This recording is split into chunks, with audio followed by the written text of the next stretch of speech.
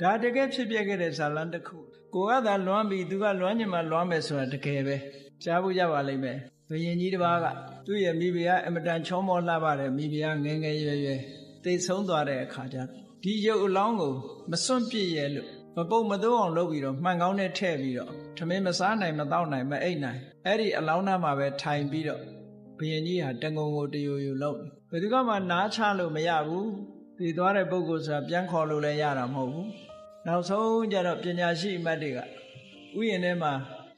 ရောက်နေတဲ့ပညာရှိယသိကြီးတစ်ပါးကိုတွေ့တော့အဲ့ဒီယသိကြီးကိုပင့်ပြီးတော့နားချခိုင်းရတယ်ယသိကြီးကပြောတယ်တဲ့ရှင်မင်းကြီးဘယ်သူကိုလွမ်းနေတာတော့ဒီမိဖုရားလေးကိုလွမ်းနေတယ်အဲ့ဒီမိဖုရားလေးပဲရောက်နေတယ်ဆိုတာသိလားမသိဘူးအရှင်ဘုရားသိရင်ပြောစမ်းပါသိတယ်ငါမိဖုရားလေးဥယျာဉ်ထဲမှာရောက်နေတယ်လူတော့မဟုတ်ဘူးနောက်ချီပို့တော့လူဘဝတုန်းကလည်းအလှပြင်းနေတာနဲ့အချိန်ကုန်တယ်သေတော့နောက်ချီပို့တော့ဖြစ်တယ်ဘုရင်ကြီးကသာလွမ်းနေတယ်ဟိုကနောက်ချီပိုးတို့ဘဝမှာနောက်ချီပိုးတို့ဘိုလ်ကြီးနဲ့ဟိုမှာနောက်ချီပိုးတို့ဘိုလ်ကြီးရဲ့ရှေ့ရသွားသူကနောက်ကလိုက်နောက်ဘဝမှာအတွဲနဲ့သူကဖြစ်နေ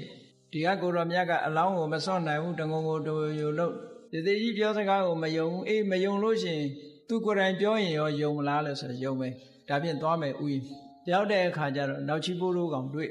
နင်ဘသူတုံးလို့အတိတ်ဘဝပြောတော့နောက်ချီပိုးတို့ကပြောတယ်သူဟာဥပရိဆိုတဲ့မိဖုရားပါသေသွားပြီးတော့နောက်ချီပိုးတို့ဘဝရောက်နေတယ်ဟုတ်တယ်ဒါဖြင့်ဒီဘုရင်ကြီးကိုချစ်သလားလို့မေးတဲ့အခါကျဟိုတုန်းကတော့ချစ်မှာပေါ့အခုတော့သူတတိမရပါဘူးလို့ပြောပြီဒါဖြင့်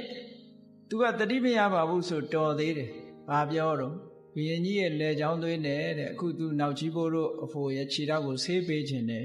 အဲ့ဒီကြတော့ဘုရင်ကြီးစိတ်နာသွားတယ်ချက်ချင်းပဲဟုတ်လား